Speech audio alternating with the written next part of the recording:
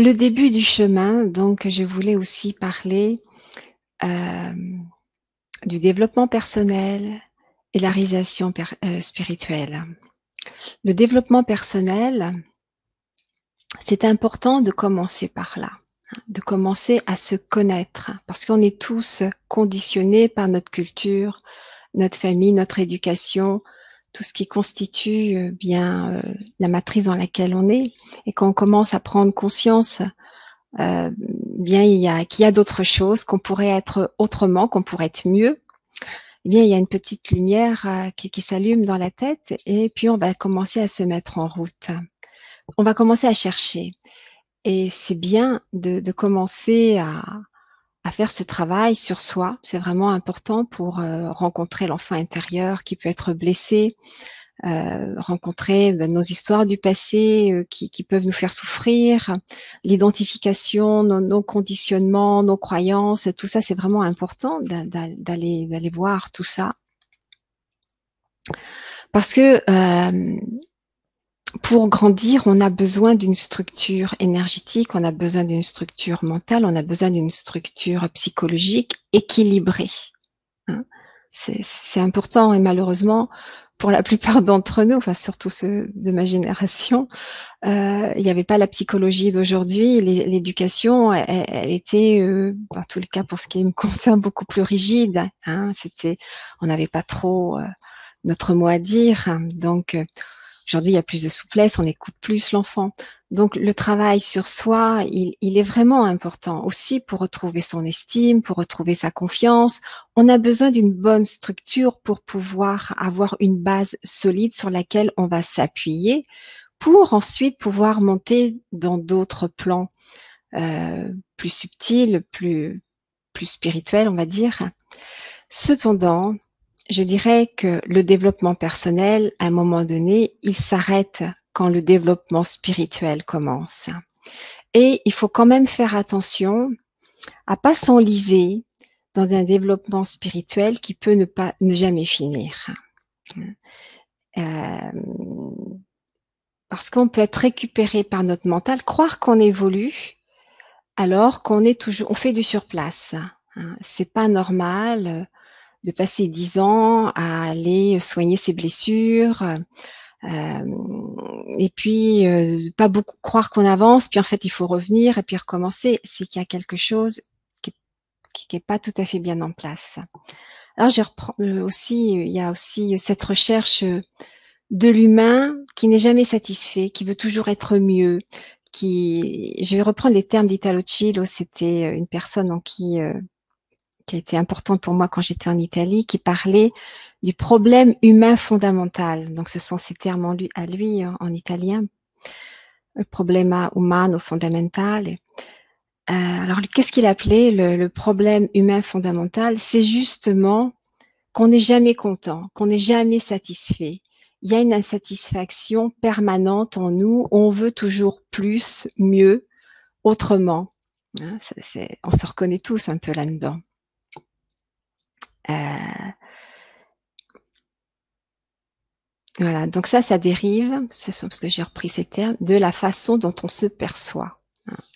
Donc tant qu'on reste avec une espèce d'insatisfaction où on n'accepte pas, on s'accepte pas pleinement, on n'accepte pas son environnement, bon, vous connaissez cela, eh bien, on fait du surplace justement, hein. On est dans ce système de développement personnel qui n'en finit pas, hein. On cherche une nouvelle méthode, on cherche, le dernier truc sorti, et on va passer de thérapie en thérapie ou de coaching en coaching pour s'améliorer et ça n'en finit jamais parce que nous sommes des êtres humains qui vivons dans la dualité, dans cette dimension-là, dans l'imperfection.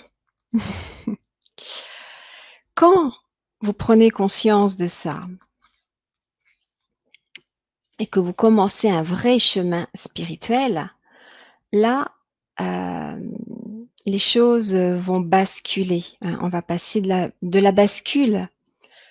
En fait, il y a de l'emprise du mental parce que c'est le mental qui est aux commandes quand il veut tout contrôler, qu'il veut mieux et qu'il veut plus. À une vraie ouverture du soi à l'intérieur et là, il va émerger, eh bien notre divin intérieur qui va pouvoir mettre le mental au service de son âme, de son soi, hein. Et c'est un chemin différent parce que là, on va commencer à rencontrer son ego, par exemple, rencontrer cet espace de soi qui n'est jamais satisfait, comme je disais, qui se croit victime, qui pense qu'il a subi toutes les misères du monde, pas possible. Vous voyez, cette espèce de petit discours-là qui nourrit cette insatisfaction permanente. Donc, on va rencontrer forcément sur notre chemin des tests, des défis, des challenges, des épreuves, comme on a envie de les appeler, qui n'ont pas d'autre but que de nous dépouiller de cette identification au personnage et au rôle que l'on joue. Quand ça tombe petit à petit, qu'on fait un vrai travail de dépouillement, mais sur soi, eh bien, ce qu'il y a de plus beau peut émerger. Et là, toutes les valeurs, elles se transforment. Et notre vision de nous-mêmes et des autres, elle se transforme, c'est-à-dire qu'il va y avoir les jugements vont tomber, il va y avoir plus d'acceptation, l'amour va grandir dans le cœur, il va y avoir une connexion intérieure plus profonde, il va y avoir une foi en quelque chose de supérieur qui nous guide et qui nous fait avancer pour le meilleur, quoi qu'on puisse traverser. Et j'en sais quelque chose parce que ma vie, elle a été ponctuée de très nombreuses pertes. Mais j'ai toujours eu la foi, et j'ai toujours su, et j'ai toujours eu toutes les solutions pour avancer, hein. Donc, j'ai un petit peu d'expérience dans le secteur. Donc la guidance, elle est toujours là. Si on est sincère, mais si on lutte et on dit ça doit pas être comme ça doit être autrement, bien sûr, on doit faire tout ce qu'on peut pour être au mieux parce que le chemin, il n'est pas fait pour être douloureux et qu'il soit dans la souffrance, absolument pas. Mais quand on est conscient, on souffre moins.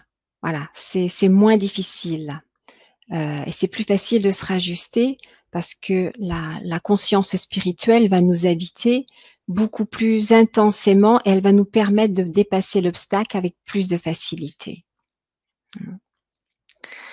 Donc, je voulais poser un petit peu ces différences-là et on va pouvoir en même temps vivre, pouvoir voir, reconnaître l'opportunité de l'épreuve, du test qu'il contient. Et donc là, on commence à faire preuve de maturité spirituelle. Vous voyez, on est tous venus avec un plan de vie, avec un plan d'incarnation, avec des grandes lignes, avec on est venu pour évoluer dans notre conscience, hein. On est venu pour donc si tout était facile, il n'y aurait pas beaucoup d'évolution. Donc le chemin de la terre, le terrain de la terre, c'est le plus difficile qu'il soit, hein, paraît-il. Mais on s'en rend compte, n'est-ce pas? Mais c'est aussi une très grande chance d'être incarné ici, parce que c'est vraiment des âmes courageuses qui descendent sur la terre, hein, dans le contexte particulièrement en ce moment, parce que ça nous oblige à descendre. Si on veut pouvoir dépasser les choses le plus sereinement possible, ça va nous demander vraiment de descendre à l'intérieur, dans notre cœur, pour trouver notre divinité, parce qu'il n'y a pas d'autre chemin pour être aligné à soi. Sinon, on va se perdre. On va se perdre et on va continuer à chercher continuellement